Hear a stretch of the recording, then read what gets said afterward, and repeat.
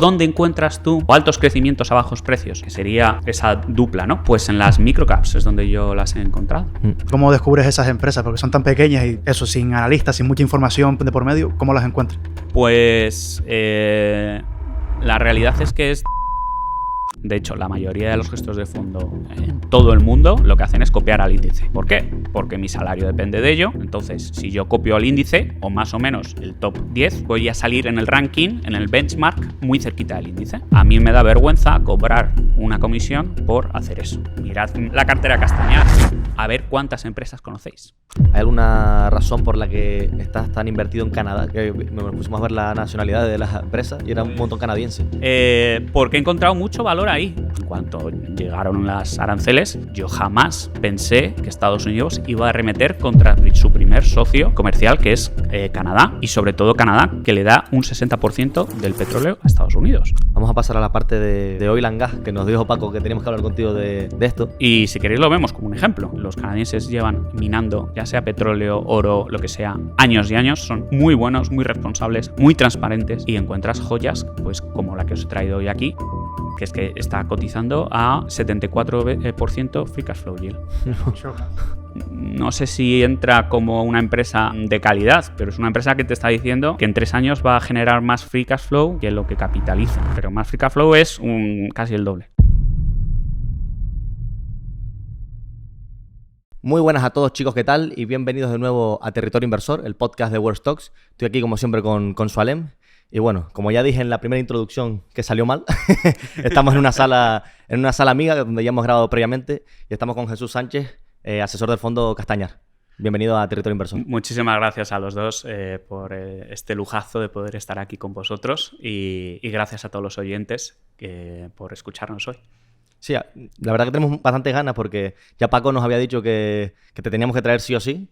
Y encima aquí previamente ya hemos estado hablando de cosas que nos gustan, cohetes, Airbus y muchas cosas que creo que irán saliendo. Sí. Y encima con una filosofía de inversión parecida a la nuestra, aunque inviertas en cosas tipo oil and gas y demás. Pero sí que hemos visto que no es esa filosofía más value clásico que está impregnada tanto en España. Sí, o sea, siempre podemos estar horas discutiendo sobre las etiquetas, ¿no? Y creo que es algo que siempre se saca y siempre se discute, y todos los gestores decimos lo mismo.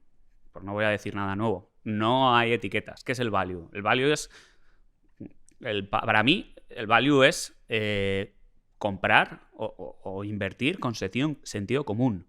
O sea, para mí el sentido común es comprar algo por menos de lo que vale y tener un margen de seguridad. Para mí el sentido común es comprar un negocio que crece, que está haciendo las cosas bien, que está gestionado por un buen management. Entonces, para mí el value es sentido común. Si luego queremos, hablamos de deep value, hablamos de value con growth, value con tal, con quality at a reasonable price, o lo que tú quieras, growth at a reasonable price. Podemos hablar de millones de cosas. Pero para mí si tú vas a invertir, invierte con sentido común. Y eso es lo que intentamos hacer en Castañar. Y te preguntaremos ahora un poco por tu trayectoria. Es decir, si siempre te has dedicado a esto, si fuiste a la universidad con esta idea de dedicarte a gestionar capital, pero ¿siempre tuviste esa filosofía, la filosofía actual, o ha ido un poco...? Ha evolucionado, ¿no? Sí. Yo creo que existe una generación de gestores en España que le debemos mucho a Paco Paramés, a García Paramés, a Álvaro Guzmán, a Fernando Bernard, que nos hemos criado y hemos aprendido viendo conferencias de Bestinver, que yo a todo el mundo siempre se las recomiendo. Hoy están en YouTube esas conferencias de los 3 mosqueteros de aquel entonces. Y todos hemos aprendido de ellos, ¿no? Nos impregnamos de ese value. Pero luego cada uno tiene su viaje como inversor, ¿no? Y no está ni bien ni mal. Cada uno va adaptando, porque al final invertir es, invierte de manera que tú vayas a dormir bien por las noches, ¿no? O sea, cuando te viene un cuñado de, no, mira, invierte en esta empresa. Yo siempre digo, no todas las empresas son válidas para todo el mundo. Hay empresas en las que yo no invertiría y a lo mejor me estoy perdiendo un 5 bagger o un 10 bagger, pero no, a lo mejor no tengo el estómago para ello, o me vas a causar una úlcera de estómago, etcétera, etcétera, ¿no? Entonces yo sí que empecé un poco como value investor, ¿no? De hecho, hice el máster de OMA de value investing. Aprendes de los grandes de España, que tenemos que desde aquí romper una lanza por ellos tres, que realmente, y en especial Paco, realmente han educado a un país entero, o a un 20% del país, el otro 80% sigue aún viviendo en la oscuridad. Pero luego estuve viviendo en Estados Unidos y ahí pues conectas con otros inversores y te das cuenta que el value investing es nada, o sea, es ridículamente pequeño, o sea, casi nadie. Sí, Warren Buffett le conocen, pero en términos de capitalización el value investing es muy pequeño. Había mucho growth, había gente que invertía en mucho real estate, mucho, o sea, ¿no? Y entonces yo me impregné un poco, hablabas con compañeros del máster y tal, y te cuentan historias del growth, sobre todo un compañero que tenía que trabaja en Motley Fool, y hablábamos del growth investing, y yo veía que tenía algo de sentido. O sea, en esta vida yo creo que hay que tener los ojos abiertos. No puedes ir como, pues eso, como un burro ahí sin mirar a los lados, no. Aquí tienes que tener sentido crítico y escuchar todas las voces. Y había cosas que tenía sentido el growth. El growth tiene sentido porque sirve para evitar trampas de valor. Por ejemplo, si una empresa te está creciendo ventas y te está creciendo beneficios, no hay una trampa. O sea, vas a evitarlas. Eso me gustó cuando lo comentaste ahora. Sí. Porque no lo había pensado. O sea, nosotros siempre hemos pensado, me gusta tener... O sea, a nosotros nos gustan las empresas de calidad porque nos gusta el componente de crecimiento subyacente detrás, que es algo que nosotros podemos controlar, más que el múltiplo o el sentimiento de mercado. Sí. Entonces, verlo desde el punto de vista de evitar trampas de valor, o sea, era un enfoque que nunca le habíamos dado. Claro, esa trampa de valor, ¿no? De esta empresa, y a lo mejor nos estamos desviando un poquito, sí, no pasa nada. Esa empresa que dices, no, es que ha caído y los beneficios han sido menores y entonces cae en bolsa y claro, es que está más barata aún. No, y es que sigue estando más barata y vuelve a publicar y, joder, es que está más barata aún. Y dices, sí, tío, está más barata, pero porque está yendo en una tendencia bajista, está haciendo las cosas.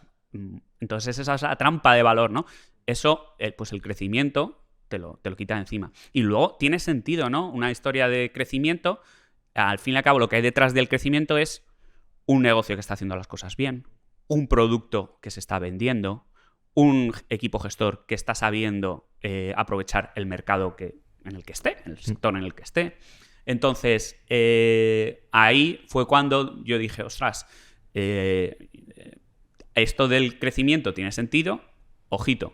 Yo cuando estuve en Estados Unidos, era en la época del COVID, había un boom tremendo de los Teladoc, de Tesla, de todos. O sea, de todo lo que sea así un poco Zoom, efectivamente, todo lo que sea online y tal, había un boom. Ojo, no es crecimiento por crecimiento, ¿no? Pero sí que veía que esa patita de crecimiento tenía algo de sentido en la inversión. Entonces, ¿cómo o dónde encuentras tú crecimiento a bajos precios o altos crecimientos a bajos precios? Que sería esa dupla, ¿no? Pues en las microcaps es donde yo las he encontrado. Empresas muy pequeñitas que no son startups, que muchas de ellas llevan pues 10, 20 años, 30 años, una lleva 100 años de negocio, gestionada por fundadores. 100 años y todavía es microcap. O sea. Sí, es Goodwin, es de UK y es una empresa industrial que ahora está creciendo bastante, está invirtiendo bastante en CAPEX, pero es una empresa familiar que la gestionan tres tíos que se apellidan Goodwin y la verdad es que hablas con ellos y claro, ese es su legado familiar.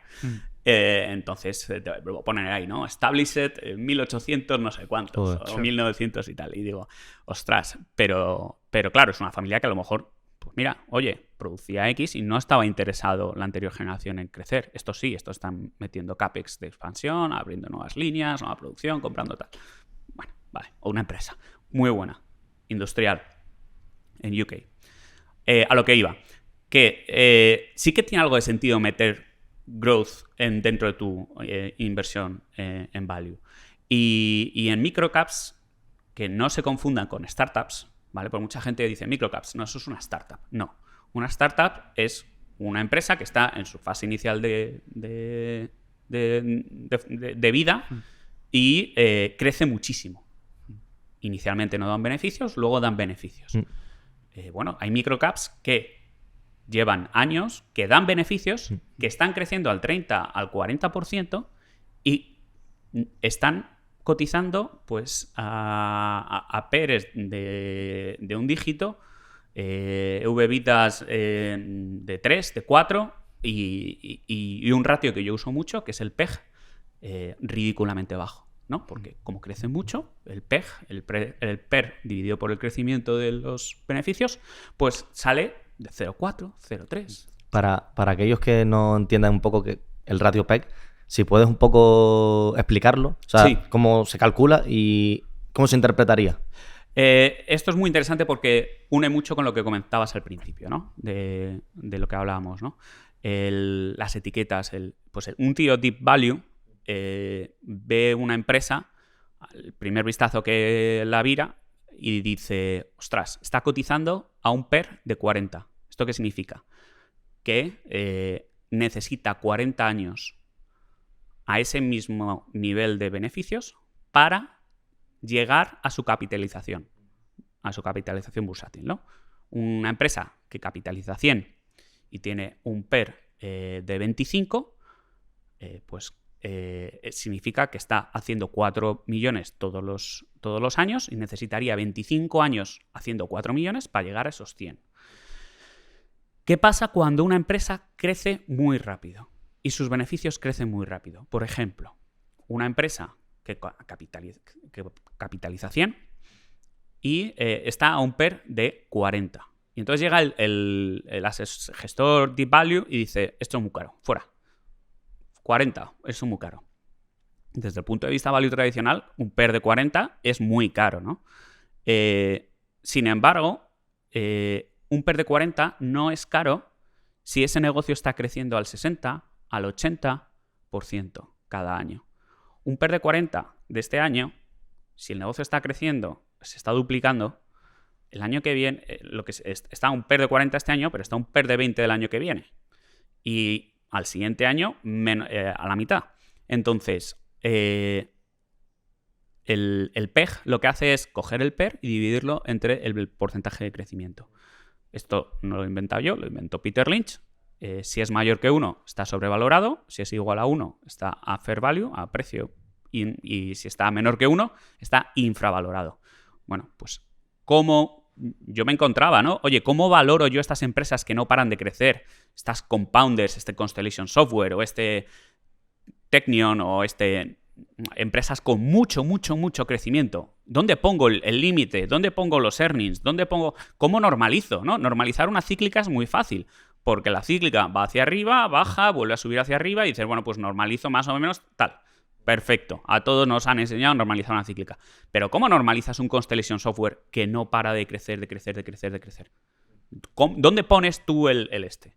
Pues, oye, el PEG es un buen ratio para eso. Le metes el crecimiento, divides el PER por el crecimiento y ves lo que te sale. Entonces, yo que invierto muchísimo en empresas que están baratas, pero por motivos lo que sea, están no descubiertas o nadie las conoce o no las sigue nadie y además están creciendo muchísimo, pues encuentro en ese ratio una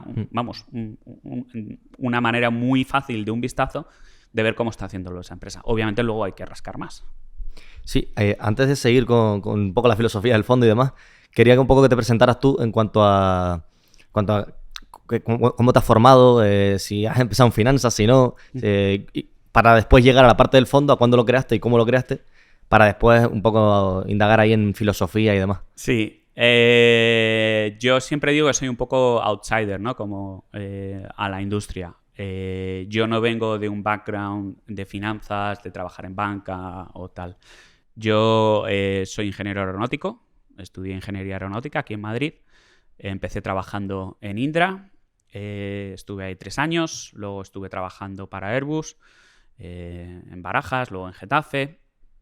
Y, claro, cuando yo empecé a trabajar, los primeros salarios, pues yo empecé a cobrar mis primeras nóminas, ¿no?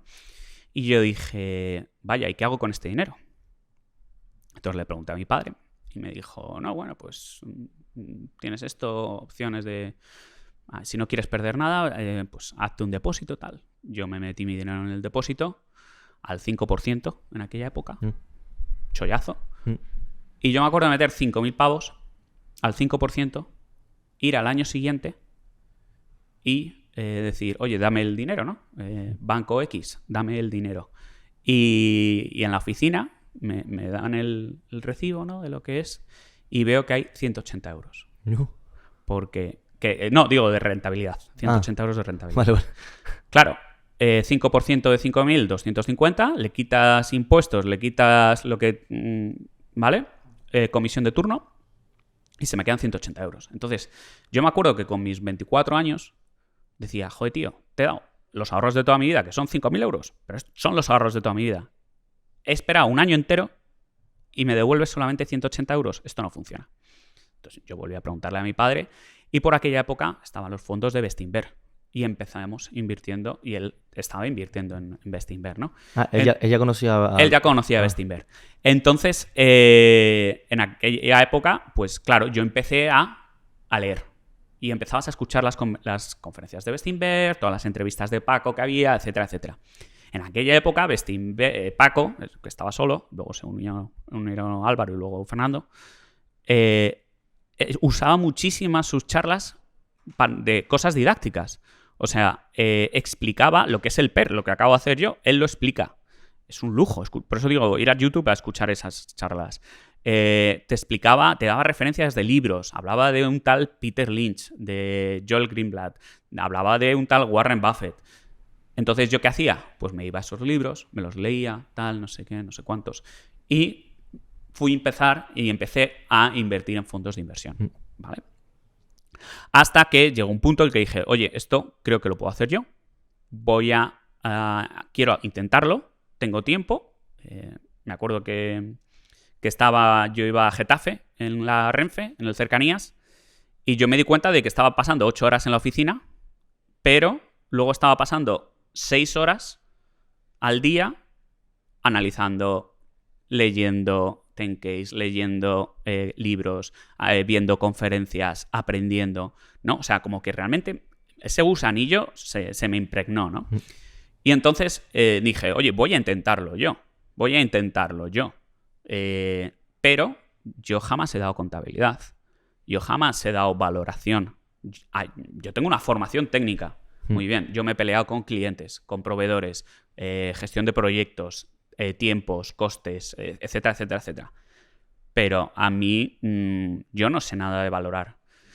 Hice el máster de OMA de Value Investing y ahí fue donde aprendí a, no solo la escuela austríaca, sino además analizar el ciclo y a valorar. Entonces, ahí fue cuando yo ya empecé poco a poco a rotar mi cartera, de ser una cartera de fondos, a ser una cartera de acciones, ¿no? ¿Por qué? Porque no se me ocurría, y esto para muchos oyentes, no se me ocurría comprar una acción sin saber cuánto vale. Yo no voy a una tienda y compro un coche sin saber cuánto vale. Yo no voy a una tienda, al concesionario de Opel y me compro un Corsa por 1 millón de euros. No, porque sé cuánto vale un Corsa. Y sé que no vale 1 millón de euros. De la misma manera, tú no puedes ir al mercado de valores y comprar una acción de la que sea por, pues eso, valorado en 3 trillones. Oye, no puedes hacerlo. Porque a lo mejor estás haciendo un mal negocio, ¿no? Pues de la misma manera, a mí no se me ocurría ir a comprar algo sin saber lo que vale. Igual que lo hacemos cualquier persona. Entonces ahí fue cuando empecé a construir una cartera de acciones. Y empecé a gestionar capital propio, capital de familiares, de amigos. Me fui a Estados Unidos. Estuve 3 años en Estados Unidos trabajando, estudiando. Me hice un Executive MBA. y volví a Madrid. Y lo típico, ¿no? Que vuelves a Madrid con millones de ideas, millones de proyectos. El MBA te ha abierto la cabeza y te ha generado ese cosquilleo de emprender, de hacer cosas, empiezas a ver muchísimas cosas que tienen potencial. Y luego, por otro lado, yo llegué a Madrid y digo, ¿qué hago? ¿Vuelvo a Airbus? ¿Vuelvo a trabajar de ingeniero? ¿O quiero trabajar de finanzas? Porque a mí los dos gusanillos me estaban picando ya por igual, ¿no? Y dije, mira, tú ya estás dedicando tantas horas a las finanzas, vas a seguir dedicándolas. O sea, yo, Jesús, voy a seguir gestionando mi patrimonio, cree Castañar o no exista Castañar. Yo voy a seguir dedicándole horas. Entonces fue cuando decidí lanzar Castañar y como un vehículo de inversión donde aglutinar todos esos ahorros que yo estaba gestionando y quien quiera unirse a nosotros, bienvenido sea, ¿no? Entonces, de hecho, bajé la suscripción mínima a 10 euros, intentando animar, y sabéis vosotros que he hecho bastante y parte de mi motus o de mi espíritu es divulgación. Y esa formación inicial de ingeniero, ¿cómo te ha ayudado en el mundo de la inversión? O sea, a nivel de cómo analizas empresas, cómo ves los modelos de negocio, porque cada vez veo más ingenieros y perfiles más técnicos de ese tipo en la finanza, y creo que es lógico, porque bajo mi punto de vista, pero quiero que me digas tú qué te ha aportado esa formación de ingeniero. Pues mira, muchísimas cosas.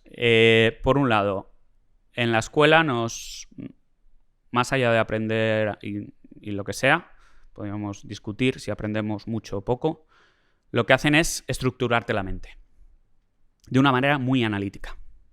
De una manera de, oye, te doy un problema y tú tienes que deducir cuáles son las condiciones iniciales, cuáles son las condiciones de contorno y sacas la solución, ¿no? Un pensamiento crítico extremo. No dar nada por sentado, solamente fiarte de los datos. Esa mentalidad analítica, esa estructura mental analítica es buenísima para la inversión. El ir a los datos, el analizar los datos y sacar tus propias conclusiones, el desgranar un problema que parece muy complicado o una empresa muy tal, desgranarla y analizarla, pues esa cabeza analítica que tenemos es muy importante. Luego, lo que te decía, ese pensamiento crítico sirve para ser contrarian. No se me ocurre llevar la contraria a todo un mercado, por ejemplo, como lo estoy haciendo, invirtiendo en petróleo, si no tuviera los datos que me respaldan y me dicen, oye, yo es que estoy viendo los datos y me da igual lo que ponga en la prensa todos los días o lo que digan los políticos todos los días, los datos me están diciendo lo contrario.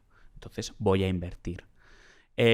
Otra cosa, pues, oye, tío, yo me he pasado años peleándome con proveedores, clientes, gestionando proyectos, deadlines, etc.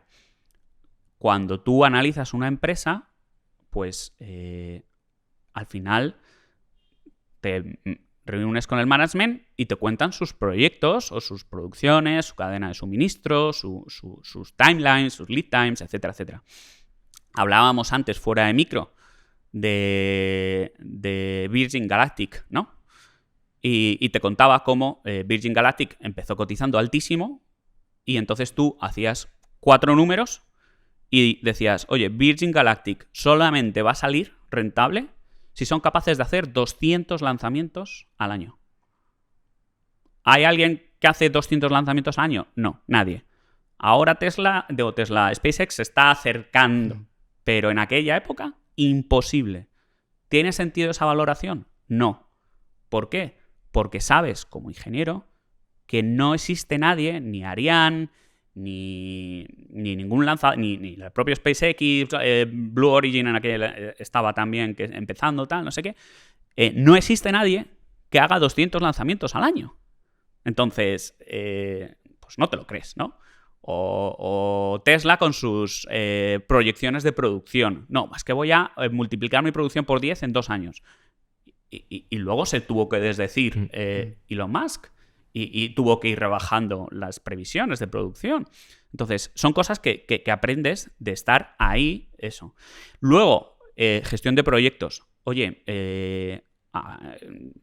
saber de gestionar proyectos te ayuda muchísimo a identificar riesgos, a gestionar riesgos, a cómo analizarlos, cómo mitigarlos, etcétera, etcétera, etcétera. Entonces, hay muchísimas cosas que como ingeniero y como experiencia en la industria aprendes. Sí, es que el marco mental que te da, bajo mi punto de vista, por eso lo veía lógico, el marco mental que te da ser ingeniero y haber trabajado en diferentes puestos en diferentes industrias, es que no te lo va a dar el estudiar solamente finanzas desde el principio de tu carrera hasta el final, que está muy bien, que se puede tener increíbles resultados porque lo han conseguido muchas personas, pero que creo que ese aspecto es muy, o sea, aporta mucho valor a la Yo creo que también inversión. es importante a la audiencia que no hace falta tener un background de finanzas para invertir. Bueno, de hecho, tenemos un montón de casos, tipo emérito, tipo François Rochon, que también es Peter ingeniero. Ujú. Peter Lynch, ¿qué Peter hizo? Lynch fue, creo que hizo filosofía. Sí, en Estados Unidos Ah, es bueno, muy... Terry es- Smith Bueno, es hizo diferente historia. la filosofía en Estados Unidos. Que Terry Smith hizo historia también. Hizo historia, sí. Allí estudian mucho history o English, Sí. que sería aquí como filología. Exacto. Y bueno, que no hace falta tener ese background para poder dedicarse al mundo de las finanzas. Sí. Ni para analizar empresas. Yo soy el primero que he dicho, oye, yo no sabía de contabilidad. Y de hecho, mi contabilidad es muy flojita. Yo las valoraciones las hago, si no me salen los números con una valoración de servilleta, no voy a abrir un Excel. Así de sencillo. Pero efectivamente, o sea, uno tiene que reconocer qué cosas sabe y qué cosas no sabe. Yo no sabía de contabilidad, yo no sabía de valoración. Y si quiero empezar a invertir en acciones, pues si yo me quiero comprar un Corsa, tengo que saber cuánto vale el Corsa. Es que eso es lo importante que la gente no entiende. Que tienes que, o sea, porque a mí me pasa con amigos de ¿qué acción compro? Es que no te lo puedo decir porque primero tú tienes que saber cuánto vale eso. Efectivamente, o es que ha subido mucho y están súper excitados con eso y les encanta, no, es que ha subido, y yo, no, al revés, está muy caro. Pues igual, ¿no? O sea, pues me parece una tontería. Pongo el ejemplo del Opel Corsa como algo que todo el mundo sabe, pero que no te vas a comprar una camiseta por 4.000 euros, ¿vale? Entonces, ¿por qué? Porque sabes que no lo vale, así de sencillo. Pues no vayas al mercado y compres la acción de moda por un múltiplo estratosférico. No estás haciendo turismo. Y por curiosidad, antes de pasar con el fondo, ¿qué hacías en Airbus exactamente? Bueno, y si has invertido en Airbus alguna vez, ya de casualidad. Yo empecé en Indra haciendo simuladores de vuelo. Estos son una réplica de la cabina, una réplica a tamaño real de la cabina que se monta en un trípode móvil, unos actuadores hidráulicos, y es donde entrenan los pilotos, ¿no? Se simulan todas las maniobras de los pilotos. Son tan realistas que hasta 1 hora de entrenamiento en esos simuladores, si consigues certificarlos, equivale a 1 hora de vuelo real. Yo te iba a preguntar que si eran tan realistas como para Súper salir realistas. preparados. Sí. O sea, para que la aviación civil equivalente, ¿no? FAA, etcétera, te lo certifique, son muy buenos. Tienen el visual es mejor o peor, pero realmente todos los equipos, es calcao. Entonces yo ahí estaba en el equipo de mecánica del vuelo y lo que hacía era programar pues todo lo que es las computadoras de vuelo. Todas las computadoras que manejan los alerones, los elevadores y tal. Salí de ahí prometiendo no volver a programar jamás, porque no me gustaba. Y me fui a trabajar a Altran, para Airbus, gestionando proyectos. Y empecé a aprender a gestionar proyectos, me saqué mi certificación de gestión de proyectos y estuve gestionando proyectos de lo mismo, de simuladores, pero para otro avión, el A400. Entonces, pasé un poco de la parte técnica, 3 años y pico haciendo cosas técnicas, a luego gestión de proyectos y luego quería hacer gestión de negocio. Fue por lo que yo me hice el MBA. Entonces, yo desde el principio tenía muy claro el camino que quería seguir. Gestión de cosa técnica, ¿no? Pura ingeniería, un lápiz, un papel. Luego, gestión de proyectos y luego gestión de negocio. ¿Y Castañar, luego cómo se acaba dando? ¿Qué? ¿Cómo se acaba dando? Castañar surge por eso, yo vuelvo a Madrid y digo, o vuelvo a trabajar para Airbus o monto este proyecto, este vehículo de inversión, se me ha dado muy bien invertir, tengo mis amigos, familiares están contentos, voy a no me da la vida. No me da la vida porque al final gestionar cuentas te quita muchísimo tiempo. Y luego, desde el punto de vista impositivo, pues también es mejor un fondo, ¿no? Entonces te empiezas a reunir con distintas gestoras y lanzas Castañar. Y Castañar se lanza pues con el patrimonio de Friends and Family, ¿no? Que se dice. Y ¿El nombre en sí tiene algún...? Castañar, sí. Castañar es un monte que está... toda mi familia es de Béjar, en la provincia de Salamanca. No voy a decir pueblo, villa. Y hay un monte a las afueras, que es el Monte Castañar, que como su nombre indica está rodeado de castaños. En la cima está el santuario de la Virgen del Castañar, etcétera, etcétera. Entonces, como casi todo el patrimonio venía familiar, pues fue un guiño, ¿no? A los orígenes de mi familia. Vale, vale. Y bueno, ahora sí explicas un poco el tema de la filosofía, qué es lo que hacen, qué es lo que buscan, que ya has dado pistas, pero bueno, desarrolla un poco cuál es tu idea de qué es la mejor forma de invertir para ti. Pues no sé si es la mejor forma de invertir para mí, pero es la que hago ahora. Y a lo mejor repetimos esta entrevista en 5 o 10 años y tengo otra forma de invertir. Yo siempre busco negocios, lo primero, que estén dentro de mi círculo de competencia. Negocios que yo pueda entender. Muchísimas ideas se descartan súper rápido. Oye, esto está fuera de mi círculo de competencia, fuera, no lo entiendo. Warren Buffett tenía, ¿no? esa caja en su despacho, donde él ponía todas las tesis y ponía en la caja too hard, muy difícil. Pues si Warren Buffett tiene eso, ¿cómo yo no voy a tener la humildad de decir, oye, es que esto es muy difícil, fuera, siguiente? Eso por un lado. Por otro lado, tienes un background que es el que es. Pues ingeniería, tal, no sé qué. Bueno, pues a lo mejor las empresas industriales, tecnológicas, pues ahí a lo mejor aeronáuticas tienes una ventaja, ¿no? O al menos son fáciles de comprender. Luego, pues eso, value investing, comprar siempre con un margen de seguridad.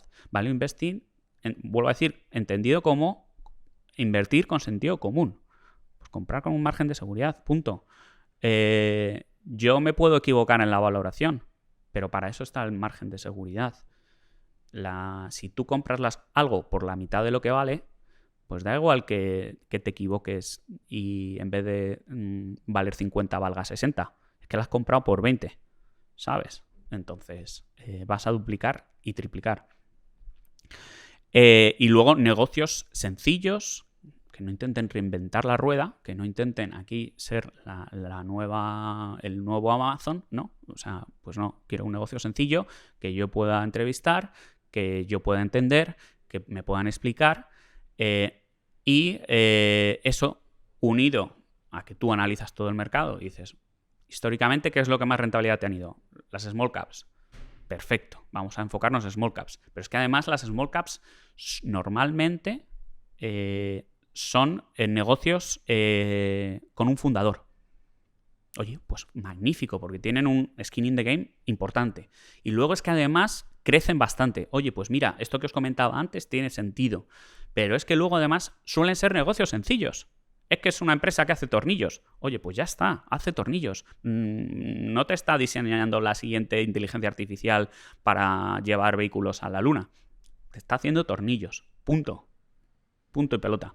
Entonces, esa filosofía de invertir en cosas que entiendas, baratas, que crezcan, con un equipo gestor que le doy muchísima importancia al asset allocation, a la asignación de capital.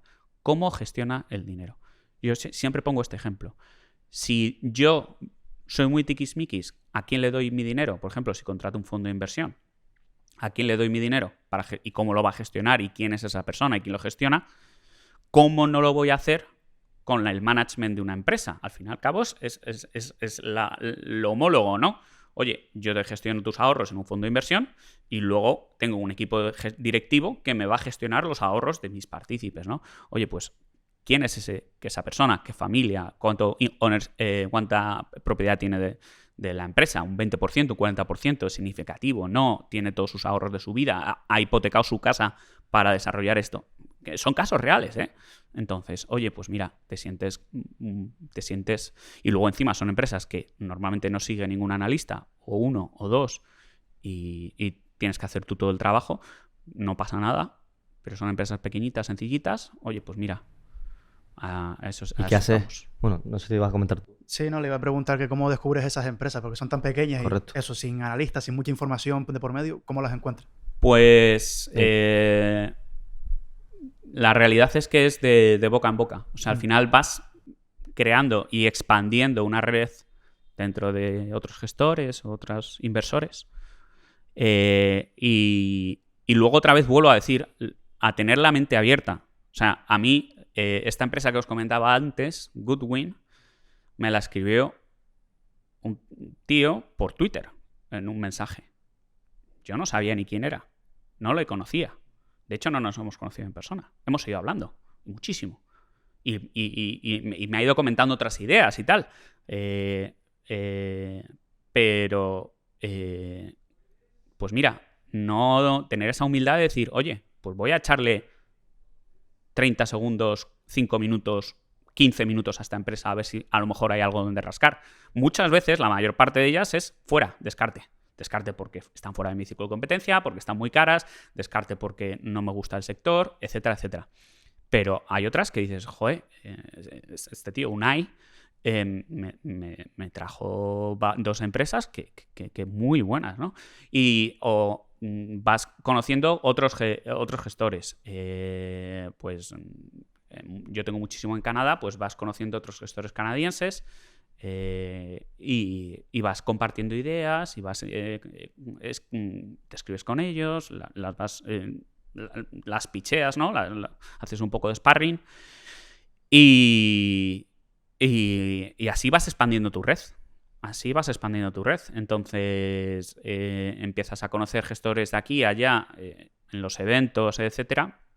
Y luego la gente no se da cuenta, pero muchas veces escribe un correo. No sabes o sea, yo siempre respondo a todos los correos que se me escriben. Y esto es algo que a lo mejor lo aprendí en Estados Unidos porque allí son muy de devolver, de give back, ¿no? Yo he recibido todo esto, pues quiero devolver a la sociedad. Pero que realmente tú escribe a un gestor, me da igual que sea, yo qué sé, por poner alguien famoso, ¿no? Don Bin and Ken. Escribe a Jesse. Jesse te va a responder. Es un tío que responde los correos. Escríbele. O sea, no te digo que...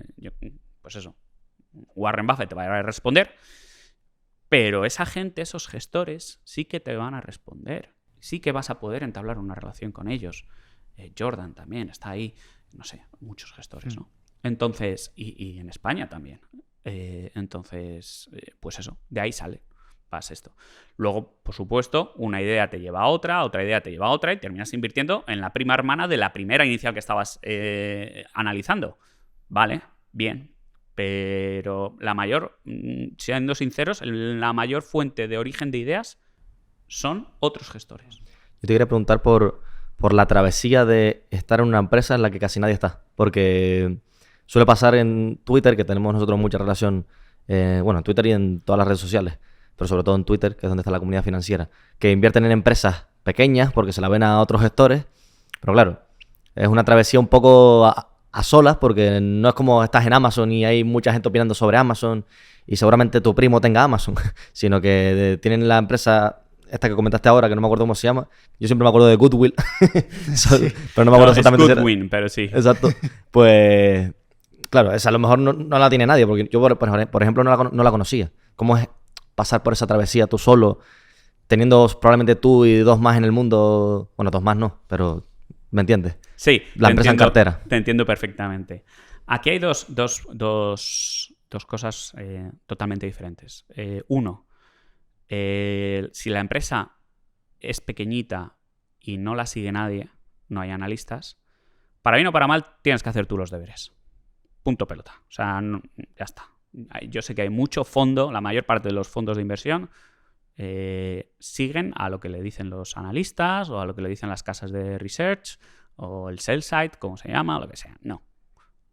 Yo me hago mis números y me reúno con todos los gestores, o sea, los equipos directivos. Entonces, para bien o para mal, tienes que hacer tú todos los deberes. Haciendo tú todos los deberes, te quitas de ruidos, modas, etc. No, te vas a lo fundamental, ¿no? Y conoces magníficas personas. O sea, realmente terminas desarrollando una relación con esos gestores. Pues lo que te digo, ¿no? Oye, no, es que me tuve que hipotecar mi casa. Oye, no, es que se me ha muerto mi mujer. Oye, no, es que acabo de divorciarme y, bueno, ya lo desglosaremos, pero veréis que la mitad de mis acciones, pues, pasan a otra, van a estar a nombre de otra persona. Todas estas cosas, ¿no? Creas una relación. Yo me acuerdo de estar visitando algunas en Vancouver y el tío me pasaba a recoger por el Airbnb, el CEO, en su coche. Qué crack. Y no, tal, no sé qué. Y luego me llevaba de vuelta. O sea, una humildad, ¿sabes? Entonces, eso no te lo da un informe de analistas de 3, 5 páginas, 7, 10, lo que sea, ¿no? Por otro lado, una cosa de lo que mencionas es ese copiar, ¿no? A lo que hace el gestor. Muchísimo cuidado, porque ha pasado mucho en España, acciones que se ponen de moda, que las pone de moda quien sea, le copiamos sin saber lo que estamos haciendo, y el gestor, no se nos olvide, solo le debe fidelidad a sus partícipes. O sea, yo, empresas que menciono, a lo mejor las he vendido o las voy a vender mañana. Joder, Jesús, es que has mencionado a esta empresa y has cogido y la has vendido. Pues sí, pues porque ha presentado resultados y no estaban acordes, o porque han tomado han adquirido una empresa y no me ha gustado esa adquisición, o porque lo que sea, o porque me he encontrado otra empresa que estaba mucho más barata y la he vendido para comprar esa otra. Yo no le debo fidelidad a nadie más que a mis partícipes. Entonces, y yo y todos. Entonces, hay mucha población y mucho en Twitter que se sigue la compañía del gestor de turno. Mucho ojo porque, repito, yo soy muy transparente. Yo cada mes publico mis top 10 posiciones y cada trimestre publico toda mi cartera. La CNMV solo te obliga a publicarla cada 6 meses y puedes ocultar hasta un 30% de ella. Yo no lo hago, pero hay muchos que sí. Entonces, tú puedes estar en la oscuridad más de 6 meses sin saber que al gestor al que la habías copiado ha decidido venderla. Entonces, haz tus propios deberes y ten esto que yo no sé cómo decirlo en español, ownership, accountability.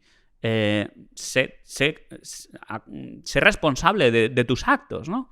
Entonces, Mohnish Pabrai tiene una frase que está muy bien, que dice, sé un shameless copycat, copia sin vergüenza, sin tener ninguna vergüenza. Eso está muy bien, pero Mohnish, cuando dice eso, lo que dice es copia, pero haz los deberes. Fulanito te dice una empresa, Guy Spear, pero analízala. Porque solo tú eres responsable de tus ahorros, no, ¿vale? Entonces, puntualizar eso, que luego vemos en Twitter cosas, gente que ha metido la mitad de sus ahorros en una empresa que no sabe ni lo que hace, ni no sabe lo que está, y es que ha caído un 50%. Bueno, pues, señor, eso y tampoco entiende que, o sea, yo he visto gente que empieza a hacer una especie de Frankenstein con las empresas de gestores. Este tiene la primera posición, esta la otra. Lo que no comprenden es que los gestores también tienen una cartera al unísono, en plan que tiene sentido conjuntamente. Es que la cartera está muy pensada. La gente no... O sea, hay muchos gestores, ¿vale? Aquí no se puede... hay gestores que directamente... de hecho, la mayoría de los gestores de fondo en todo el mundo lo que hacen es copiar al índice. ¿Por qué? Porque mi salario depende de ello. Entonces, si yo copio al índice, o más o menos el top 10... voy a salir en el ranking, en el benchmark, muy cerquita del índice. A mí me da vergüenza cobrar una comisión por hacer eso. Entonces tú hay veces que ves un fondo fulanito tal, no sé qué, primera posición, Apple, Amazon, Facebook, Google, pero tronco, me estás cobrando un 1,8% por copiarme a las 7 magníficas, tío. Entonces, mirad la cartera Castañar. A ver cuántas empresas conocéis. WIR ya está aquí. Si te falta tiempo para analizar empresas, no sabes dónde encontrar información y encima te falta convicción para invertir, esto es para ti. ¿Qué es WIR? Pues básicamente WIR es un servicio de análisis de empresas e industrias. ¿Qué hacemos? Pues básicamente lo que hace JP Morgan o Goldman Sachs, pero para el inversor retail. Y sin tener que pagar miles de euros. Es decir, investigamos, analizamos y filtramos las mejores empresas de calidad del planeta y luego tú ya decides qué hacer con esa información. Y por si fuera poco, WIR también incluye una comunidad privada donde hablar sobre inversión con más personas como tú y además webinars exclusivos solo para la comunidad con profesionales del mundo de la inversión. Es decir, si te traemos la tesis de Evolution Gaming, te traeremos a un experto en Evolution Gaming para grabar un webinar y que tú puedas preguntarle lo que tú quieras. Si te interesa y crees que WIR es para ti, y probablemente lo sea si estás escuchando este podcast, tienes toda la información necesaria en la descripción. Y dicho esto, seguimos con el podcast. No, yo conocí a Teknion y ya está. Teknion, y ya está, vale. Teknion, vale, la conoce bastante gente, efectivamente, y ya está. Pero mi cartera, para bien o para mal, es diferente. Para bien o para mal, es mía. Mía en el sentido de la he confeccionado yo, la he diseñado yo. Luego, ¿cómo yo confecciono la cartera? Todo está muy pensada. O sea, yo tengo una porción de la cartera que es empresas de calidad. 10%, 5, 10%. ¿Por qué? Porque quiero que aporten un suelo de rentabilidad. Porque quiero tener un suelo de rentabilidad. ¿Por qué? Porque está mi dinero ahí también. Y si de repente vienen mal dadas durante 3 años, como pasó en el 2008, pues tener un suelo de rentabilidad, ¿no? O, por ejemplo, llega a abril, el día de la liberación, se hunde la bolsa durante 3-4 días seguidos, oye, pues las de calidad caen menos que las otras. Sacas dinero de las de calidad y lo metes en las otras. Eso es una parte de mi cartera. Otra parte de mi cartera está en empresas cíclicas. En este caso, petróleo, construcción. ¿Por qué? Porque me he analizado el ciclo, he hecho mis deberes y veo que hay valor ahí. Creo que estamos en buen punto del ciclo. Otro pedazo de mi cartera está en empresas compounders. ¿Por qué? Porque yo tengo una visión a largo plazo. Mencionabas Teknion. A largo plazo, las empresas compounders son las que más rentabilidad van a darte. A corto plazo no. A corto plazo no. Pero a largo plazo sí. Entonces, son un conjunto de empresas que yo invierto en ellas con la vista a 10 años. Entonces, ¿que Teknion ha presentado malos resultados este quarter? Ya, pero es que está haciendo las cosas bien. Es que Teknion últimamente ha estado comprando todo en UK, cada vez es más porcentaje del revenue. Está muy bien. Entonces, pues nada, es una empresa compounder. Déjala que vaya teniendo sus altibajos y ya está. De la misma manera que una empresa de calidad, yo no le puedo pedir que se duplique de un año para otro. A una empresa compounder sí que les pido que en 3-5 años se dupliquen. Y luego tengo otro segmento de la cartera que son pues otros negocios. Como diría Google, other bets, pero no siendo apuestas, sino negocios analizados que me gustan. La mayor parte de ellos son industriales, aeronáuticos o situaciones especiales o lo que sea.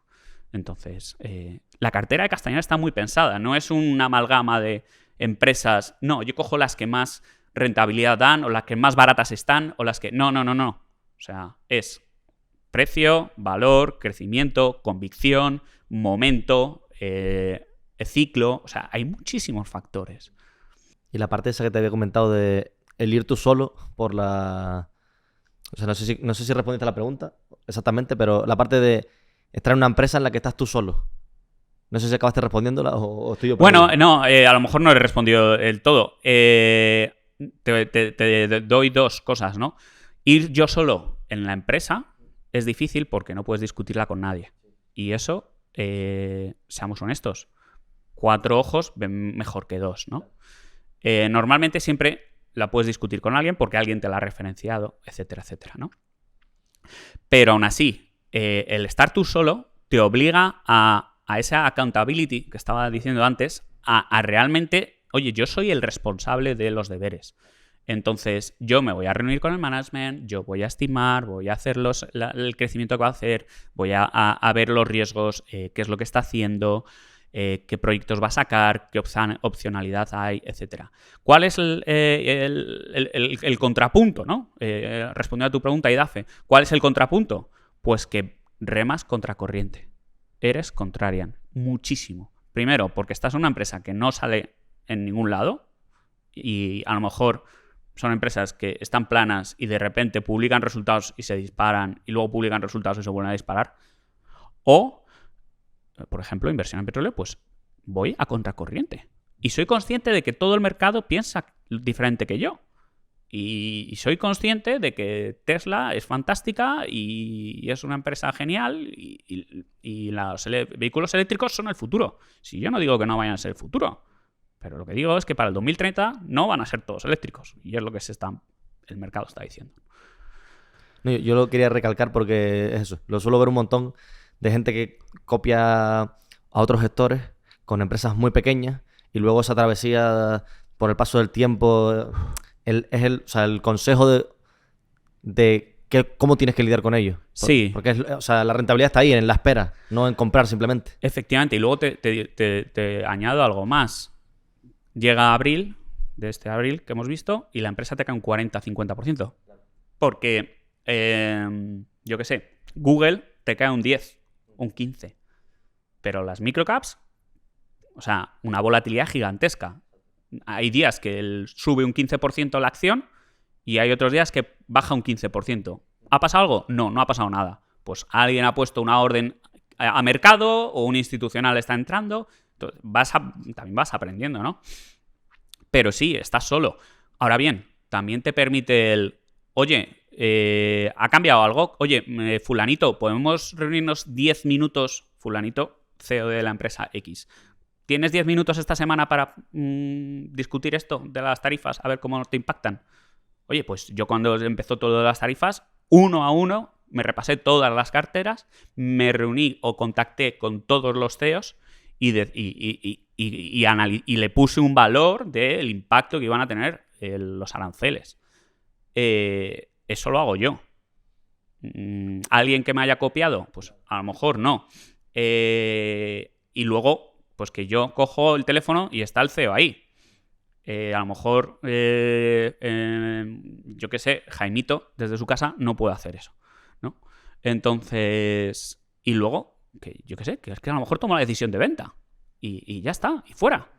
Y puede haber miles de motivos de decisión de venta y yo no tengo por qué publicar en Twitter las ventas que hago. O sea, creo que bastante transparente soy, pero yo al final me debo a mis partícipes. Y yo y todos los gestores de fondos. ¿Y hay alguna razón por la que estás tan invertido en Canadá? Que nos pusimos a ver la nacionalidad de las empresas y pues, era un montón canadiense. No sé si porque he encontrado mucho valor ahí, claro, en sí. microcaps. Estados Unidos es un mercado muy eficiente. Estados Unidos es un mercado que tiene un private equity, venture capital, una banca de inversión, llámalo como te dé la gana, todos estos segmentos muy, muy potentes. ¿Qué pasa? En cuanto un negocio lo está haciendo bien, te llega un private equity y te lo saca. Y te lo compra. Y deja de cotizar. Es muy eficiente en ese sentido. O las empresas cotizan muy bien. Cotizan a fair value. A lo que tienen que cotizar. Pues yo, que tengo una mente un poco tal, lo mismo me da que esta empresa sea canadiense, que sea sueca, que sea de Reino Unido, que sea de donde sea, ¿no? Si hay valor, pues quiero poder comprarla. En Canadá empiezas a mirar y te das cuenta de que hay muchísimas empresas haciéndolo genial, con unos gestores magníficos, con un equipo directivo magnífico y que están totalmente pasados desapercibidos. Y luego te ves el índice de Toronto y ves que es que en los últimos años el dinero que se ha sacado de ese índice, pues el dinero ¿a dónde ha ido? Ha ido a fondos estadounidenses, a empresas estadounidenses, al mercado estadounidense. ¿A dónde está yendo ahora? A Europa. Ahora estamos viendo un regreso, ¿no? Los capitales están yendo a Europa, ¿no? Porque que si Estados Unidos va a estar en recesión o no, tal, no sé qué. Bueno, pues Canadá, yo he encontrado ahí una piscina donde pescar muy, muy interesante. Y luego, ¿por qué no? Vas creando relaciones con otros gestores y te van comentando empresas y dices, joder, es que hay empresas buenísimas. Entonces, ahora, por ejemplo, que está todo, o hace un mes que estaba todo tirado de precio, es que estamos analizando una empresa, tal, no sé qué. estamos yo y un estudiante que tengo en prácticas. Y decíamos, joder, es muy buena, es tal, pero es que no puede competir con lo que tenemos ya en cartera. Entonces, por mucho que tal... Entonces, yo he ido rotando un poquito, saliendo... Fue un error mío, ¿no? Tener esa concentración en Canadá. En cuanto llegaron las aranceles, pues yo jamás pensé que Estados Unidos iba a arremeter contra su primer socio comercial, que es Canadá. Y sobre todo Canadá, que le da un 60% del petróleo a Estados Unidos. Todo de lo que importa a Estados Unidos. Jamás. Pero pasó, error mío. Oye, mira, pues tenía una exposición bastante más grande. Ahora la he reducido, hemos incrementado posición en Europa, en otros... Pero al fin y al cabo, oye, mira, Canadá es una jurisdicción muy segura. No estamos invirtiendo en Zimbabue, con todos los respetos a Zimbabue, y realmente tiene un tejido industrial muy bueno. Es una filosofía mezcla entre la estadounidense y la europea, que entiendo, que comprendo, que está disponible, y que el único problema es que Vancouver está a 9 horas de aquí, de cambio de hora. Y con este tipo de... O sea, con empresas del estilo más tirando a Asia, donde la regulación o la seguridad jurídica no es tan buena, ¿tienes algún tipo de... Sí. ¿Invertirías ahí o no invertirías? Tengo mucha reticencia a invertir en China y en otras jurisdicciones, ¿no? Una cosa es invertir en Alibaba, que sabes que sus cuentas están súper auditadas y las está mirando todo el mundo. Y otra cosa es invertir en microcaps, que nunca sabes, ¿no? Y luego, o sea, yo no puedo contactar, sí que lo he intentado, con alguna que otra compañía, pero es que a veces no habla inglés, ni tiene a nadie que hable inglés. No te fías de las cuentas. Joder, si se ha montado la que se ha montado en España con Nagarro y sus cuentas porque no estaban auditadas por una Big Four, Nagarro que está en Alemania, la que se montaría con una empresa que esté en China. Sí, sí. Entonces, ¿tengo empresas en Asia? Sí. Tengo empresas. Pues una empresa canadiense que tiene pozos en Tailandia. Una empresa australiana que hace negocios con empresas chinas. Una empresa, yo qué sé, de todos los tipos. Pero, pues mira, a igualdad de precio y de cotización y de tal, prefiero una empresa que pueda entender su cultura, que entienda, que me fíe un poco más del regulador, que esté más protegido, que eso. Dicho lo dicho, estamos ahora mismo analizando una taiwanesa. O sea, también te lo digo. Y vamos a pasar a la parte de oil and gas, que nos dijo Paco que teníamos que hablar contigo de esto. Y claro, a nosotros nos interesaba mucho porque nosotros, bueno, lo que te comentamos fuera de cámara, que nosotros invertimos en empresas de calidad con variables más controladas, no tanto como precios de petróleo o cosas por el estilo. Entonces, esto nos sirve también a nosotros un poco para aprender, como masterclass, por así decirlo. Vale. Entonces, si queréis lo podemos ver, el ciclo, y si queréis lo vemos como un ejemplo. Sí. De hecho, queríamos que, como si estuvieras analizando una empresa. Vale, genial. Pues lo primero es analizar el ciclo del petróleo, ¿no? El petróleo es una commodity, eso es malo. Eso significa que el precio lo pone el mercado. Tú no tienes poder de fijación de precios. Apple, si quiere, sube el precio y la gente va a seguir comprando el iPhone. Yo, cuando voy a echar gasolina, me voy a la gasolinera más barata. Así de sencillo. Pues fijaos en un mercado grande, ¿no? Entonces, el mercado del petróleo hay como te vas y analizas la oferta y la demanda. Por cierto, de una charla en Value School, no por dar publicidad a quien no tal, pero es una charla larguísima de 2 horas para quien quiera. Ahí tiene en detalle, denso y 2 horas. Sobre esto mismo. Sobre el petróleo. Entonces, te analizas la demanda y ves que cada vez se consume más petróleo, que India ya tiene más población que China, que cada vez la clase baja es clase media y la clase media está subiendo a clase alta. Y los datos es que hoy se consume más petróleo que ayer y mañana se va a consumir más petróleo que hoy. O sea, cada vez consumimos más petróleo. Petróleo tenemos que verlo como gasolina, sí, muy bien, transporte, coches, tal, no sé qué, avión, combustible para el avión, petroquímicos, todos los plásticos, siliconas, yo qué sé, acetonas, polímeros, todo es derivado del petróleo. Entonces, el petróleo está en todos lados, ¿vale? Y cada vez se consume más. Vale, pues parece que desde el lado de la demanda hay demanda y va a seguir viendo demanda. Nos están diciendo que el coche eléctrico va a sustituir al de combustible.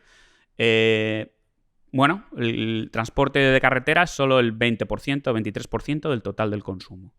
Y no se está reemplazando. Obviamente, en Noruega, que son 4 gatos, pues sí, la mayoría parte de las compras de coches son coches eléctricos, pero estamos viendo como en Europa nos estaban forzando a comprar los coches eléctricos para el 2030, luego, ay no, mejor para el 2035, ay no, mejor para el 2040, ay no, para el 2050, y las propias empresas, Volkswagen, BMW, tal, Daimler, Mercedes, etcétera, ya han dicho que no pueden. General Motors en Estados Unidos, Ford, han dicho que no van a poder cumplir con estos. Y de hecho han cerrado sus cadenas de producción de coches eléctricos porque la gente no... Si tú ahora te tienes que comprar un coche, no te lo compras eléctrico. Te lo comprarás a lo mejor híbrido, pero no te lo compras eléctrico. Entonces, desde el punto de demanda, el petróleo está aquí para quedarse durante muchos años, 20, 30 años. ¿Y va a seguir creciendo? Porque el tío que está en Indonesia, en la India o en Tailandia se va a comprar una motillo. Y de la motillo se va a pasar a un coche tartana. Y de la coche tartana a lo mejor se pasa a un coche, a un Toyota o algo así. Pero no va a pasar de la bici a un Tesla. Ya te lo digo yo. ¿Vale? Entonces, las cosas son así. Desde el lado de la oferta, pues estamos viendo cómo cada vez se produce menos. Y menos, y menos, y menos. Y lo que pasa con los pozos, lo explica muy bien Jorge Arjona, a quien recomiendo seguir en Twitter. Un pozo convencional es como una botella de Coca-Cola. Tú pinchas y al principio sale toda la presión, ¿no? Sale muchísimo. Pero luego baja. Baja. Y hay un declino. Declino es cuánto cae. Bueno, pues si tú analizas el crecimiento de los últimos años, crecimiento de la producción, ha venido de una zona específica de Estados Unidos que se llama Permian, etcétera, etcétera. Y el crecimiento ha venido de ahí, no ha venido de otro lado. Y analizas esa zona y ves cómo cada vez produce menos, cada vez está produciendo menos, cada vez el declino es mayor. Ahora están teniendo un declino del 50 y 60%, es decir, cada año produzco ese mismo pozo, me produce la mitad que el año anterior. Esa botella de Coca-Cola al principio da mucha presión, pero luego baja y se queda a la mitad, ¿no? Y ves además cómo ves a la industria y para continuar creciendo tienes que meter CAPEX. Oye, que yo quiero seguir sacando petróleo de aquí, tengo que invertir dinero. Claro, a $80 el barril sale rentable dedicar a meter dinero para sacar petróleo. O para mantener al menos plana tu producción, pero a 50 no. Y de hecho, en varias empresas de las más grandes, como Diamond, ya ha dicho que es que no sale rentable invertir a estos precios. Entonces, el drill baby drill no funciona. Y la propia empresa del secretario de Energía, que él creó, es el fundador, ha dicho lo mismo. Ha dicho, señores, a estos precios no podemos seguir. Entonces, existe un break-even en el que sale rentable invertir y por debajo de ese break-even no. Ese break-even está en 65 o 67 dólares. Estamos por debajo. Entonces, todas las empresas no solo estaban cayendo porque geológicamente los pozos del Permian cada vez son peores, cada vez son más gaseosos, cada vez sale menos... Los mejores ya están gastados, los mejores ya se han usado. Pero es que además las empresas no están invirtiendo. ¿Por qué es que no sale rentable meter CAPEX, ¿no? Entonces yo encontré mucho valor en empresas canadienses que tienen sus pozos en Canadá. Son empresas pequeñitas, pero Canadá tiene una cultura minera muy buena. O sea, los canadienses llevan minando, ya sea petróleo, oro, lo que sea, años y años. Son muy buenos, muy responsables, muy transparentes. Y encuentras joyas, pues como la que os he traído hoy aquí, que es Saturn Oil, que es que está cotizando a 74% free cash flow yield. Si analizamos el este. Entonces, es una empresa que había dado un guidance que era muy, muy, muy bajo. Y yo ya lo comenté en un vídeo y no quería decirlo, pero oye, van a duplicar el guidance que han dado de free cash flow. ¿Por qué? Pues porque tenía unos hedges muy malos, pésimos, que se estaban intentando quitar y les estaban haciendo perder mucho dinero. ¿Qué ha pasado? Que han podido quitarse esos hedges y fijaros, ellos habían dado un guidance de free cash flow para este año entre 125 y 165 millones y solamente en Q1 ya hicieron 60.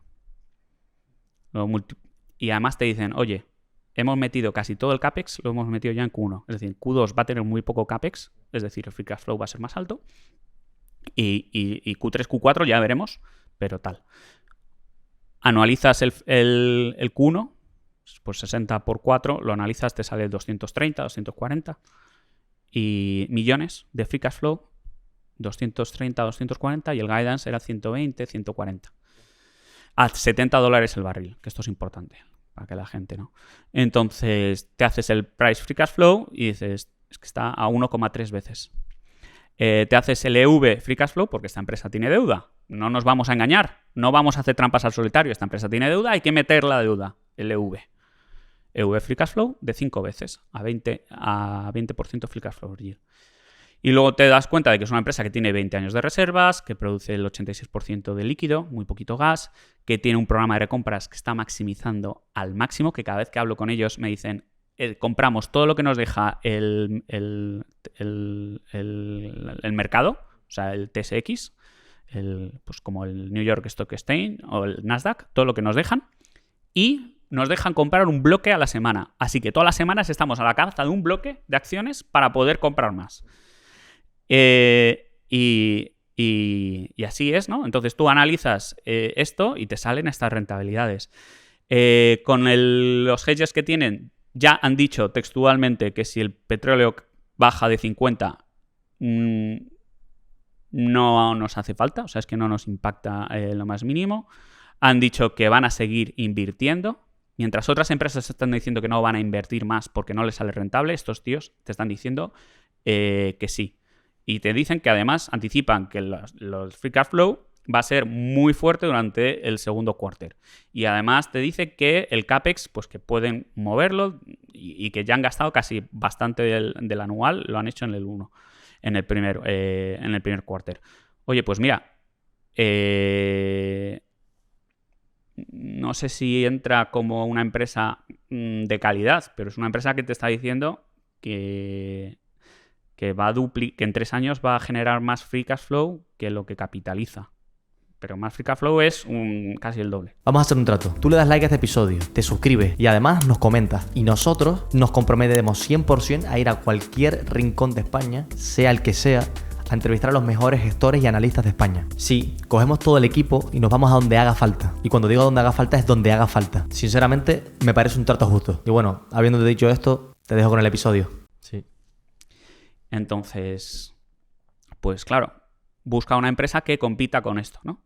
Tampoco, obviamente, vamos a volvernos locos aquí y vamos a poner toda la cartera en el petróleo.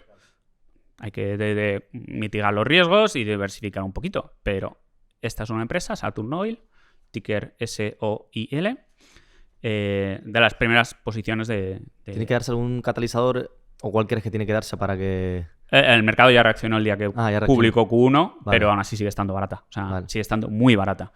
Entonces, esto al final es la narrativa. No, es que el precio del petróleo está bajo. Si es que le da igual. Si es que está 1 y pico veces free cash flow, sí. 2 veces EV free cash flow, 5 veces free cash flow, ¿sabes? O sea, es que te va a dar igual, tío. O sea, si es que te lo telegrafían, o sea, te dicen cuánto van a hacer a $70 el barril, a 60, a 50. O sea, es una empresa que te ha dicho que a $50 el barril va a hacer unos 120 millones y capitaliza 300. Oye, pues mira, tío, es que en el peor de los casos, entonces, es una jurisdicción buena, Canadá, se está invirtiendo en expandir la exportación para no depender tanto de Estados Unidos. Es una empresa pequeñita, disponible, muy buena, con bajos declinos, buen management. Oye, pues mira, un ejemplo, ¿no? Entonces, ¿es contracorriente? Sí. Pero a estos precios y me han demostrado que están generando este free cash flow. No te hablo de net income o de EBITDA, adjusted. No. Caja, contante y sonante. Y dices, ostras, tío. Pues sí, es posición top 5 del fondo. ¿Qué quieres que te diga? ¿Y ahí dentro de la cadena de valor del oil and gas hay algún tipo de modelo de negocio que te guste más? Tipo... A mí, vamos a ver, el ciclo del petróleo, al principio, esto es como todos los ciclos, ¿no? En cada momento del ciclo es mejor una cosa y luego otra, ¿no? Al principio es mejor las empresas productoras porque son las primeras que se empiezan cuando el precio del barril empieza a subir, se encuentran con que tienen barriles que tienen un precio competitivo, que pueden dedicar CAPEX y pueden extraer más petróleo. Entonces, son las primeras en reaccionar. Una vez que esas empresas ya han saneado cuentas, ya han pagado la deuda, han reducido la deuda, tal, etcétera, ¿qué van a hacer? Ampliar la producción. ¿Quiénes van a entrar en juego? Las empresas que se encargan de ampliar la producción. Los drillers, las empresas que proveen servicios, etcétera. Entonces, cada momento del ciclo tiene su Hay una empresa que os traigo, por ejemplo, que es de servicios, Enterprise Group, y os la traigo como un ejemplo de empresa que ópticamente puede parecer cara, pero que si uno mira un poquito debajo está muy barata y muy interesante. Si queréis la vemos. Esta empresa lo que hace es, imaginaos que tú tienes un pozo petrolífero ahí en medio de la Alaska profunda o la Canadá profunda, en medio de la Siberia, del clima siberiano, la estepa y tal, en medio de nada. ¿Cómo esos pozos, cómo funcionan? Pues típicamente han funcionado con generadores en diésel, con generadores de, oye, necesito luz, necesito energía, necesito electricidad, tengo a lo mejor una cuadrilla allí o lo que sea, pues necesito electricidad, ¿no? Poner un generador diésel. ¿Qué pasa? Que tienes que llevar el camión con el diésel hasta allí, el diésel, un depósito de diésel al lado de una perforación petrolífera, pues un poquito peligroso, etcétera. Entonces, estos señores vinieron con unos generadores que usan el gas natural, que en vez de usar diésel, usan gas natural. Pero es que usan el gas natural que esas compañías ya van a extraer directamente del pozo. Entonces, su propuesta de valor, su propuesta de valor es que ellos pueden recortar los costes hasta un 85% respecto al diésel, ¿no? ¿Por qué? Porque estás usando un biproducto que ya vas a generar, que es el gas, lo sacas de ahí y directamente lo utilizas para electricidad, para iluminación, para lo que sea, ¿no? Empresa con un 40% del management, ownership, empresa que se fundó en el 2004, tiene 20 años, lleva pública desde el 2005, es muy estacional, tiene sus picos. No la analicemos trimestre a trimestre, es una empresa que tienes que analizar a esto. Y cada uno de estos generadores tiene un IRR, un retorno sobre la inversión del 40%. No es exactamente lo mismo que el ROIC, pero el retorno sobre el capital invertido es del 40% en esos generadores. Luego a lo mejor tienes gastos por ahí en la oficina o lo que sea. Pero vamos, por ahí va. Contratos de 2 a 3 años. La compañía tiene visibilidad de sobra mínimo para un año. Y están haciendo un programa de recompras del 10%. Y eso. ¿Riesgo que había aquí? ¿quién fabrica esas turbinas? No eran ellos, era otra empresa. Llegaron a un acuerdo de exclusividad con ellos para venderlo en todo el oeste, ser los únicos proveedores en todo el oeste de Canadá, ¿no? Alberta, British Columbia. ¿Qué ha pasado este trimestre? Pues que han llegado y han comprado esa empresa. Perfecto. Has integrado verticalmente. Pero es que luego, el año pasado, nos dijeron, mira, tenemos 30 generadores y queremos terminar el 2025 con 45. Vale. Coges lápiz, coges papel. 45 entre 30 es un crecimiento del 50%. Casi de un 50%. Entonces,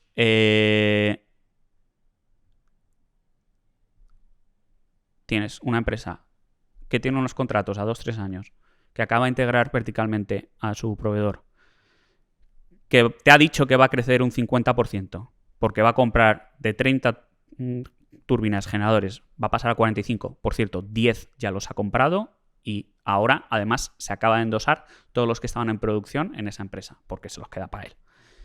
Vale, pues, oye, pinta muy bien, ¿no? ¿Qué pasa? Que uno va a sus números, esta empresa capitaliza 130 millones de canadienses en market cap. Tiene algo de caja y tal, pero bueno, ya está, más o menos 130. Tiene cotiza a 1,63 dólares canadienses, pero es que tiene unos tax losses de 0,14. Bueno, pues que sepamos que tiene algo ahí, que ya hay un descuentillo. Pero es que además ellos te dicen, mira, es que nuestro book value, cotizamos 1,63, nuestro book value es 1,2. Es decir, tú coges todas estas generadores y los quieres vender a mercado ahora mismo y ya te sale 1,2 por acción. Y está cotizando a 1,6. Last 12 months. No te estoy metiendo el 50% de crecimiento. Acordaos lo que os comentaba al principio. El crecimiento te abarata las cosas. El crecimiento te abarata las cosas. Entonces, claro, uno va y se mira el net income y el net income de esta empresa es pues 4 millones en el 2024. 4 millones, capitaliza 130, no es atractivo. Ya, pero ¿qué está pasando? Que es que toda la caja que están haciendo la están dedicando a recomprar más, no solo sus propias acciones, sino a recomprar más turbinas. Tienen tanta demanda de turbinas que es una compounder perfecta. Todo el dinero que generan lo dedican a invertir en más turbinas para poder meterlas en el mercado y generar más dinero para comprar más turbinas y meterlas en el mercado. Es un Amazon de turbinas. Es una compounder de turbinas. La definición de compounder de decir, oye, todo lo que genero lo reinvierto en mi propio negocio. Entonces, esas empresas no puedes ir a ver el net income. El net income está abajo del todo, le han quitado depreciaciones, amortizaciones, ahí han metido toda la... Has podido meter lo que te dé la gana, ¿no? Vete al operating cash flow. ¿Y a cuánta caja hace esta empresa? Bueno, y esta empresa hizo el año pasado 12 millones.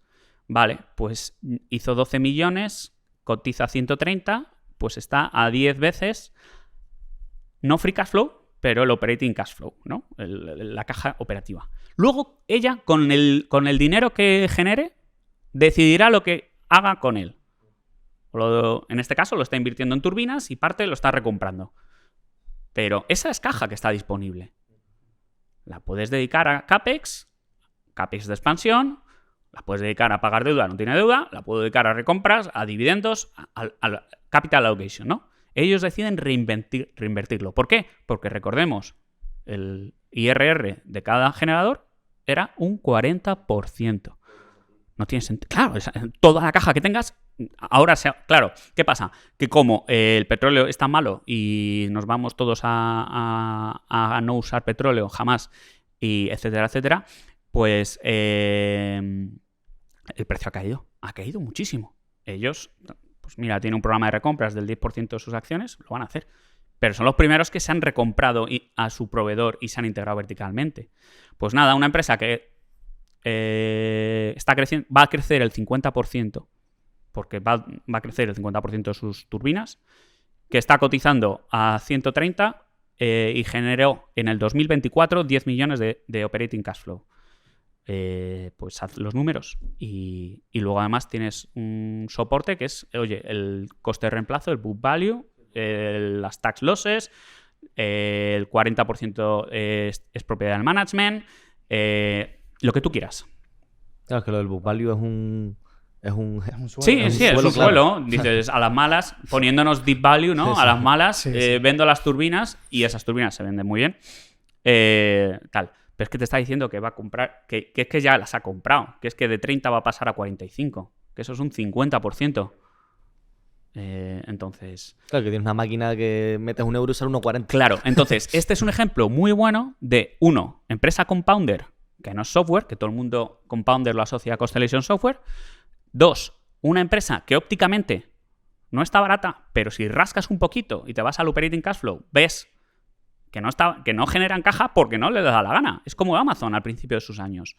Es un Amazon. No genera más caja porque está decidiendo reinvertirlo en su propio negocio, pero en cuanto le dé la gana, deja de comprar turbinas y te genera chorrocientos millones de caja. Y luego, que además tiene unos catalizadores, pues bueno, pues se está construyendo muchos exportación, proyectos de LNG en Canadá, va a incrementarse la exportación, etcétera, etcétera, etcétera. Y el management, pues es un management que es muy sensato. Pues eso es un ejemplo de una empresa que no es productora, es de servicios, pero que ópticamente estaría muy cara, pero si uno hace un poquito los análisis o rasca un poquito, ¿no? Pues no está tan cara. No está tan cara. Si quieres pasamos a las preguntas finales. Venga. Falta una tesis, pero bueno, ya vendrás otro día y nos las explicarás aquí. Sin problema. 4 tesis más. Venga. Hacemos uno de... Sí, que si no queda muy largo y... No, y que también No, la por sala... el Sí. tiempo, No más sé bien, cuánto nos dejarán más. Venga. Sí. Dale a las preguntas finales. Y que ha quedado un podcast brutal. Me ha gustado la parte del oil and gas, que nunca... No sé, como que nunca Pues lo nada, hemos si tocado. queréis otro día la analizamos más en detalle. No, y iré a... Bueno, dejaremos también el eso de Value School, el vídeo, Sí. por aquí. Y lo iremos a ver seguro porque, bueno, hay que ir ampliando conocimiento. Sí, yo advierto que son 2 horas de chapa sobre el petróleo, pero si a alguien le interesa, está muy bien ahí. Solo apto para frikis. Para frikis, efectivamente. Como decimos nosotros. Vale, las preguntas son cortitas, te puedes extender si quieres, pero bueno, la idea es un poco que sea Dale, lo da más fe. rápido posible. Lo primero es, ¿dividendos sí o dividendos no? Depende del precio de la acción. Y esto me pega mucho con muchos directivos. No, es que tenemos que dar dividendo porque tenemos unos accionistas que buscan el dividendo. El dividendo, o sea, la capital allocation te he dicho que para mí es la clave de todo, ¿no?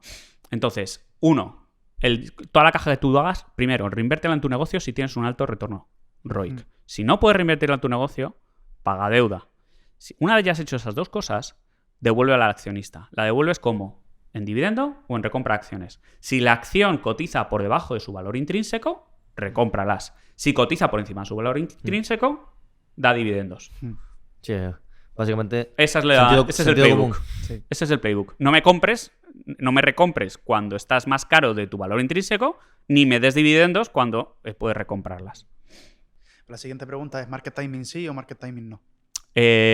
Market timing sí, pero con pinzas. Una cosa es analizar el ciclo, ver en qué posición del ciclo estamos, pues como hemos hecho con el petróleo, que es un ciclo de 6-10 años, o el ciclo del cobre, o el que sea, ¿no? Aeronáutica, la aviación, tiene su ciclo. ¿Eso es market timing? Técnicamente sí. Hay que ver también, en las pequeñas empresas, hay un proceso de descubrimiento, ¿no? En cuanto los institucionales descubren esa empresa, pues eso, una empresa de 100 millones le empieza a meter un institucional 5 millones, 10 millones, 20 millones, el precio se dispara. Y además es que lo ves que el volumen se está subiendo. Entonces, hay que estar antes de eso. Por eso yo invierto tanto en nanocaps, microcaps. Y por eso apuro tanto con la liquidez, ¿no? Porque hay que estar ahí. Y hay que estar antes en el este. ¿Que viene algún catalizador? Bien, pues hay que aprovecharse. Market timing. Tenemos algunas empresas en cartera que realmente Discrete Metals, pues porque hay una regulación que va a cambiar y va a favorecerse. O te acabo de decir que el segundo quarter de Saturn hoy va a ser buenísimo. No sé. Ya está. Petrobras anuncia un dividendo del 15%. Market timing. Oye, no lo sé, pero 15% está muy bien. Vale, la siguiente, incluso podríamos diferenciar. Una es criptomonedas sí o criptomonedas no. Y la otra es Bitcoin sí o Bitcoin no. Porque creo que son dos cosas totalmente diferentes. Vale, te hago una tercera. Vale.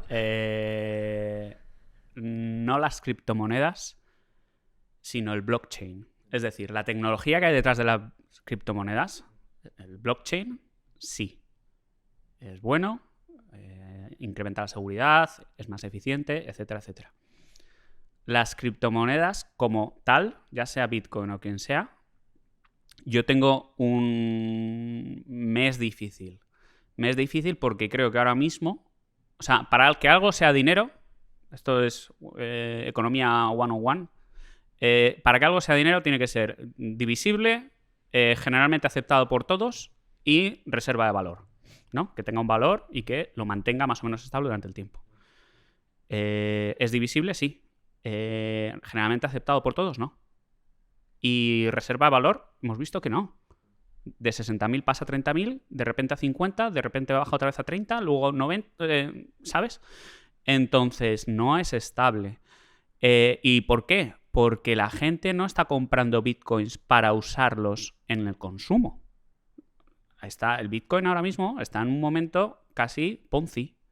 Tú compras para poder vendérselo a otro más caro. La gente no compra bitcoins para usarlos como consumo. Entonces, ¿Bitcoin como moneda? Creo que aún no. Cuando la empecemos a ver como moneda de cambio, pues a lo mejor te digo, oye, mira, pues sí, pero aún no.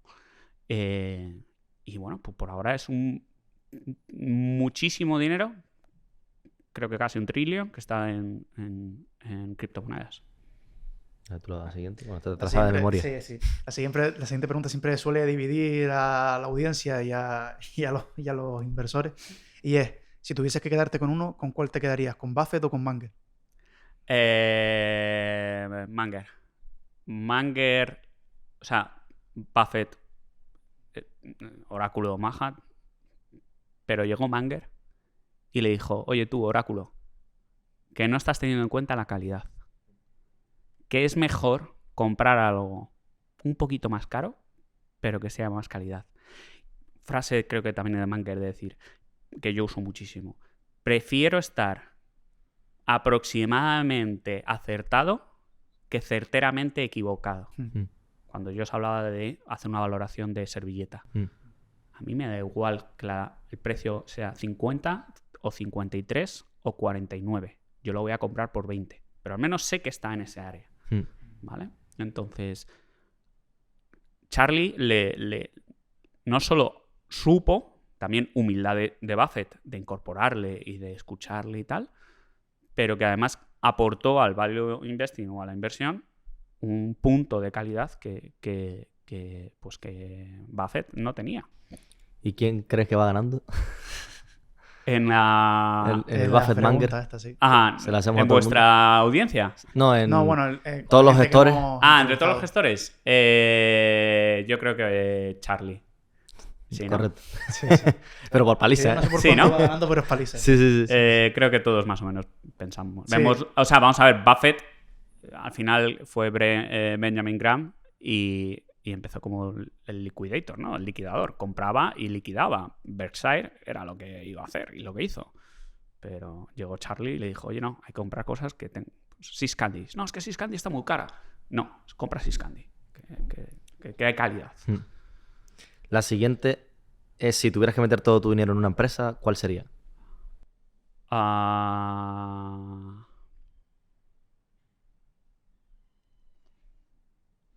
Muy buena pregunta.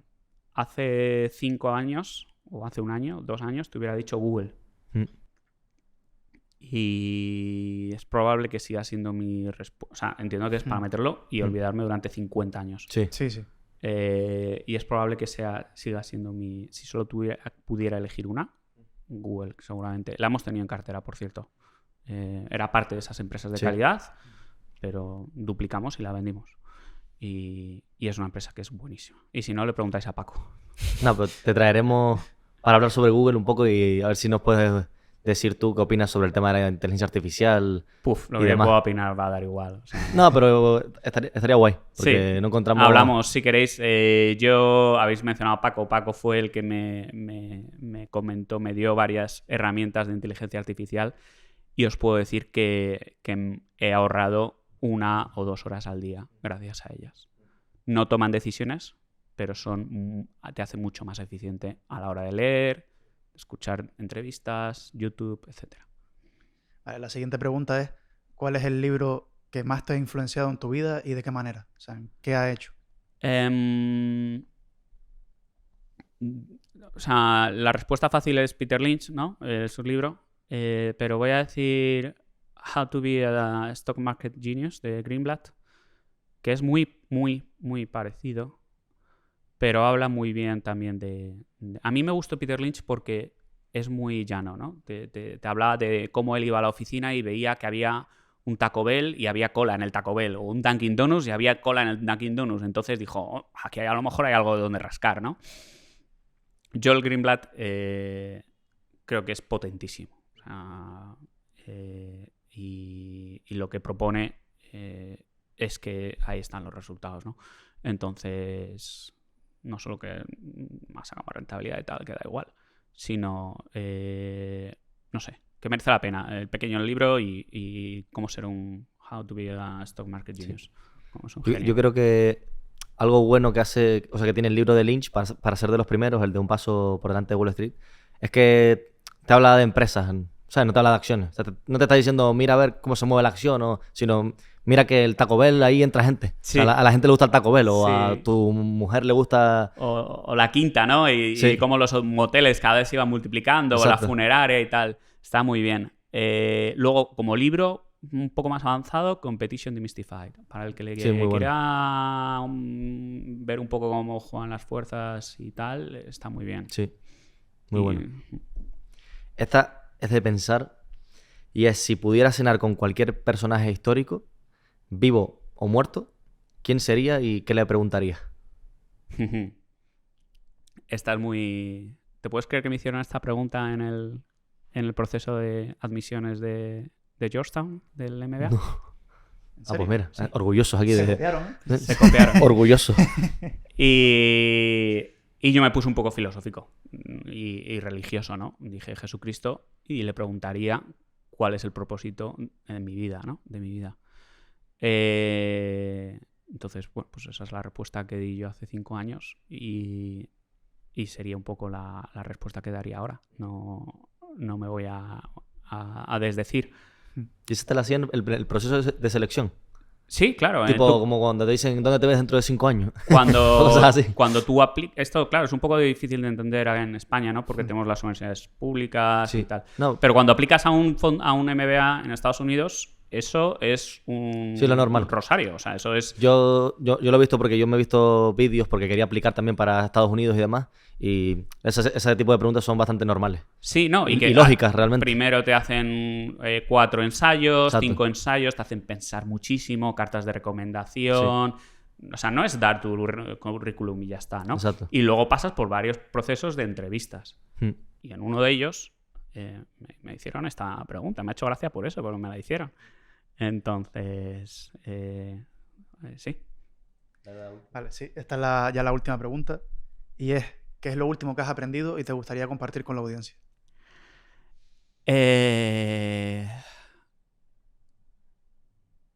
Pues mira, a ver, muchas cosas, ¿no? Sigo aprendiendo día a día. Error que ya he mencionado, por ejemplo, había concentrado mucho en mi cartera en Canadá y yo me creía a salvo, ¿no? Y creía que tal, y luego mira todo lo que ha pasado. Y luego sigo aprendiendo de la locura humana. Lo estamos viendo con con el presidente de Estados Unidos, cosas muy locas ocurriendo en la primera potencia mundial, donde tienen la democracia más antigua del mundo, la constitución más antigua del mundo y un sistema jurídico bastante potente. Y no me deja de sorprender lo que está pasando. Yo viví allí y me toca de cerca. Pues bueno, ya sacaron las preguntas. Y muchas gracias, Jesús, por venir. Bueno, y Gracias a vosotros. Gracias a vosotros. por dejarnos también el compartir Eso, este gracias rato. a Antbank. Vamos a Sí. dar crédito a quien es, Sí. a la gestora Antbank, que nos ha cedido el espacio y la sala. Y gracias a ellos. Y esperemos que, bueno, traerte de vuelta aquí en Territorio Inversor. Cuando queráis. Y bueno, que a Castañar le vaya genial. Sí.